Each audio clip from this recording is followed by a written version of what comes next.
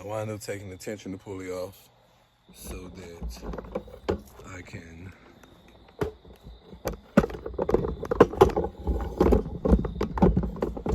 make sure the chain is in line so we don't ever have any issues with it.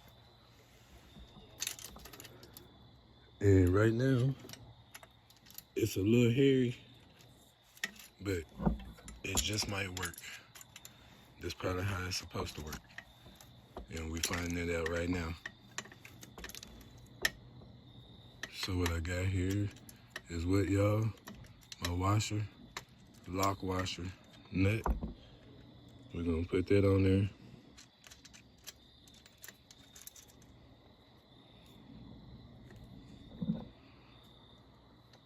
Yep.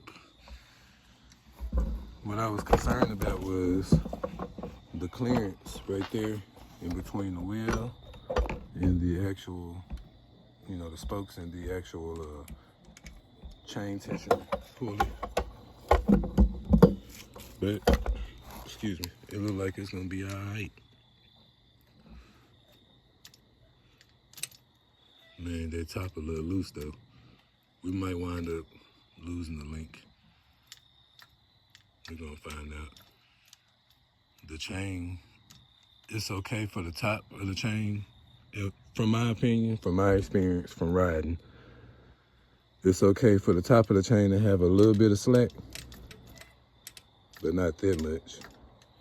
And the reason is, in my opinion, again, whenever the drive sprocket starts to torque on the chain, that's gonna add tension on the chain right there.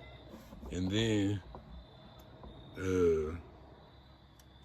because the back is lined up, like if you line the pulley up with the sprocket right here, they'll give, and it's as close as possible. Not as close as possible, it's a certain angle that you would want to find, probably something like that right there.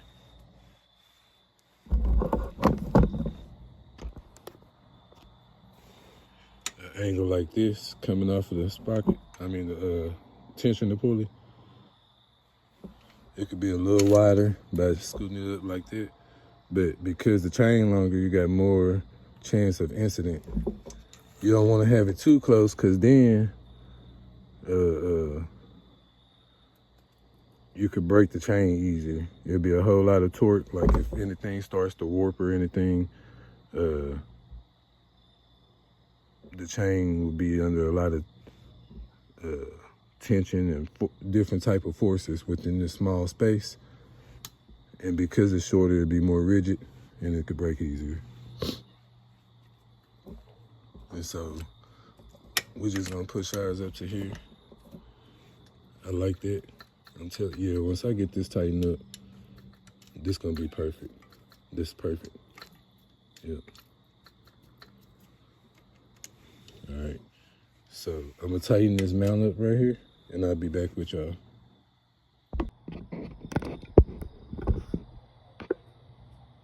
All right, y'all, so this is what it's looking like. We got slack here, we got slack there. We're gonna lose a link. Just to show y'all why. It ain't jumping off of nothing, but there's a lot of slack.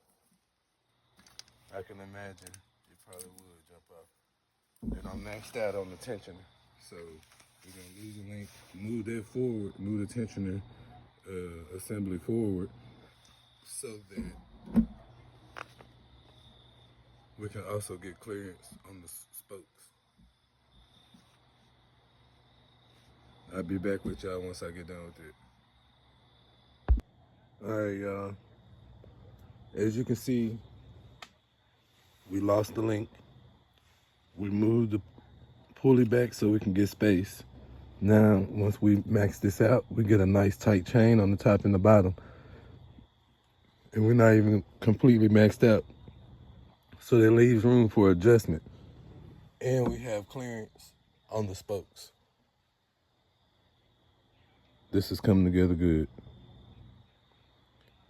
So I'm gonna go ahead and tighten all this stuff up, and I'll be back with y'all.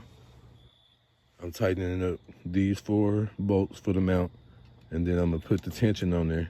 Maybe I'll bring y'all back when I put the tension on. Alright, so what I did was tighten the tension right here. Kind of ideal. I want a little bit slack up here, mostly tight down here, but it can wiggle around on the tensioner pulley right there. So I tighten it up a little bit, and now I'm gonna go ahead and finish tightening these up, because I think I got it